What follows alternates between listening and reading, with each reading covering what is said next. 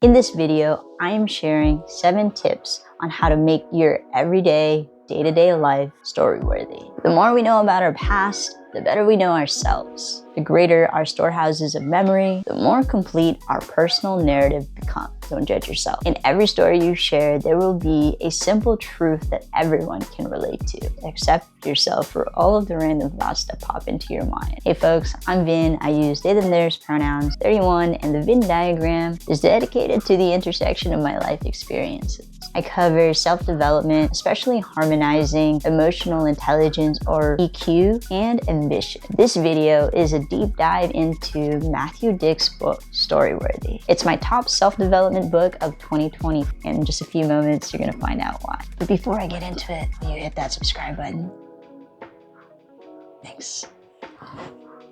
Tip number 1 is always provide a location for your story. And so that means a physical location for every moment of your story. So in movies, this looks like flashback, purposeful dialogue, voiceovers, and really weird dream sequences. If something makes you sad when it ends, it must have been pretty wonderful when it was happening. Truth be told, I've always felt it a bit lazy to just think of the world as sad, because so much of it is. Because everything ends, everything dies. And the reason you want to do this is because you want to set up your environment so that people in your audience or that are consuming your content can envision very clearly what's happening in your story. Every moment should be a scene, and every scene needs a setting. And don't start by setting expectations. And this is one that I personally really struggle with because I love starting a story by saying, oh my gosh, let me tell you a funny story. Listen to all the people in your life and just average people that you encounter and listen to how they tell stories. Constantly, people start their stories by setting an expectation like, this is going to be really great. It's not a good thing when you're telling a story, realistic or otherwise. It basically serves as a thesis statement when you don't need one. When you set up your story in this way, it's also a prediction of the audience's response to the story or a summary of its theme or mood. And it doesn't draw whoever is listening or reading that story into the time and place that you're trying to describe and tell a story about. And really, that's the point of any story, is to set you up in an environment, in a time and place of the storyteller's choosing. So don't set your audience up for disappointment. Maybe they won't think it's funny. Then they'll just be disappointed that you set them up in that way. And it also just eliminates the illusion of like mystery and surprise when you're like, this is how you're gonna feel once I tell you this story. So just think about that one. And also me, I need to think about that one a little bit more. So Matthew Dick talks about this concept from Kurt Vonnegut, which is try to start your story as close to the end as possible. To contextualize this for you, it's kind of similar to how movies at the end are really just the opposite of what happens in the beginning. So that's what you're trying to figure out when you're telling a story. So like in the beginning of a movie, you know, this relationship between a mom and a child is really shitty. But then by the end of the movie, you can probably expect that they're gonna have some kind of redemption, some kind of resolving of their feelings. But it's so close to the beginning that you know exactly where that ending came from. It's the very opposite of how you felt at the beginning of the movie. And it makes it that much more satisfying to whoever your audience is of your story to be like, whoa, that got resolved from like the beginning of like this story. So really this causes 2 things to happen to your audience. They feel a sense of satisfaction because the story is resolved. And 2, it's such a simple solution that you are immediately drawn to like the beginning of the story where you're like, oh, I remember when this was like a conflict and now it's a problem that's been solved. That's a really cool tip in my opinion. The vacation story rule. Matthew Dick says that if you had a moment that was actually story-worthy while you were on vacation, that is the story that should be told. But it should not include the quality of the local cuisine or anything related to the beauty or charm of the destination. So I'll give you an example when I was having a conversation with my friend.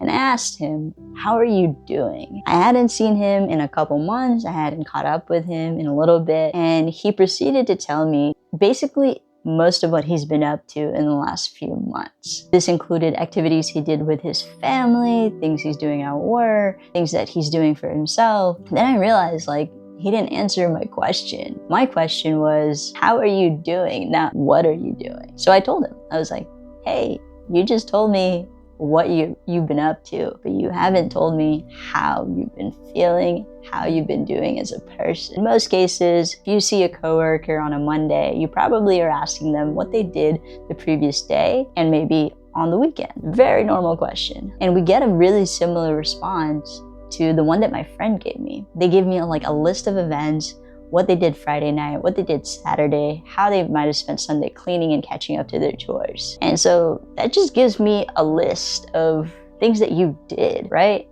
I don't know what of that list and what of those days actually mattered to you, because you just gave me an itinerary, not what was worthy of telling me a story about. Like, some of the things that you did might have been really cool and sounded fun, like getting together with friends and like doing this and that, but did it really have any significance? And that's what you're really looking for when you're telling stories, is significance. For me, I went on a recent trip to visit friends in San Diego. And my favorite pieces of this trip were 3 things. I got to learn about this thing called a steam oven. So I'm gonna put a picture of that like here. So a steam oven basically is like this machine that allows you, that has hydration and heat incorporated into it, so that you can cook. Basically, it serves like a sous vide. And so the reason that I like just told you about this random thing was just like, this is such a cool invention. I didn't know these were a thing, just like a steam oven. So that's definitely one of my highlights. And the only reason that I even got to like have that steam oven is because I had a dinner date with my friends where the theme was breakfast for dinner. And when my friends made a frittata in a baking tray and brought it, and it was still so moist, and like, you know, if you make eggs, you know that when you're transporting eggs from one house to another, you're gonna run the risk of like it not coming out well, or it kind of being like spongy, like a dish sponge. And this was still so fluffy, and my friend had commuted 30 hours, and then she told me all these things about a steam oven. So if I was supposed to follow the first few rules of this video, I should have set a location and then told you what happened. But to me, that's a highlight. I will always remember this conversation that I had with my friends about this friggin' steam oven, because I just think it's so cool. But yeah, that for me was a story-worthy moment. Another highlight from a trip was this picture right here, where my mentor and a good friend of mine was running a 5K for the first time, and I wanted to go support her. So I had finished a run myself, and then I biked over to where she was at. I didn't want to deal with parking in that area. And then I found her, and she said she was walking, so I was like, oh, I'll go like walk with her. So I walked with her, but I also trudged my bike across sand because she was running on a sand course for like 2 miles of the race. It was kind of silly in my opinion, because like most people doing a 5K are beginners, and running on sand is really, really hard. But yeah, I'll always have this core memory because this picture of us is just so cool. Just like the 2 of us walking along the sand. It's not a selfie, it's kind of just us in that moment, just me being there for her while she like walked her race, and me kind of looking ridiculous with a bike in the sand. But that's a story-worthy moment right there. And my last favorite memory of the weekend is catching up with one of my really, really good friends who was gracious enough to let me stay with him for the weekend, and he always does every time I ask, and I'm visiting San Diego, so I'm really grateful for him. But the story-worthy moment is just the 2 of us sitting in his living room and just catching up and giving each other like a full rundown on everything that's happening in our brains, random thoughts that we've been having, and how we really want to like stay more connected with each other. Like, we text a lot. We text like on a every other day basis, but we could probably do with some phone calls sprinkled in there. I have a video on maintaining friendships, so you should check that out. But anyway, the story-worthy moment is us sitting in this couch and me realizing how smitten he is and how in like he is with this person that he's seeing. And it's just really sweet. When I saw that joy in his eyes, that was twofold. He was excited about this person, And it was really cute seeing him in real life with somebody, because I haven't seen him in a romantic relationship in a while. And then 2, there was just also this appreciation that he had for himself that I haven't seen in a long time as well. And it just showed the amount of growth that he's been. So those 3 moments are my story-worthy moments. And I could have told you all the other things that I did, all the other food that I went to go do and all the other things that I did with other friends. But those 3 were my top 3 moments of this weekend. And so the next time that you tell somebody that you went on a vacation or that whatever you did over the weekend, focus on like 1 to 3 moments that were actually story-worthy for you. And you'll see how it changes the way that you think about stuff. Not only the kinds of things that you prioritize, because you'll see more clearly what's actually important and valuable to you, not like checking stuff off of a grocery list, but like something that gave you joy in a supermarket, something that gave you joy with somebody else, something that gave you a sense of presence and depth of connection with somebody. Those are obviously things that are important to me. Those are the real story-worthy moments that are worth a vacation story time. All right, this next one is a very common journal prompt, but it's called crash and burn. And so what Matthew Dix is basically telling you is to just write and then write. And so some parameters from the book for this exercise is just write stuff out. Don't get attached to an idea. Do not judge the thought or ideas that come to your mind.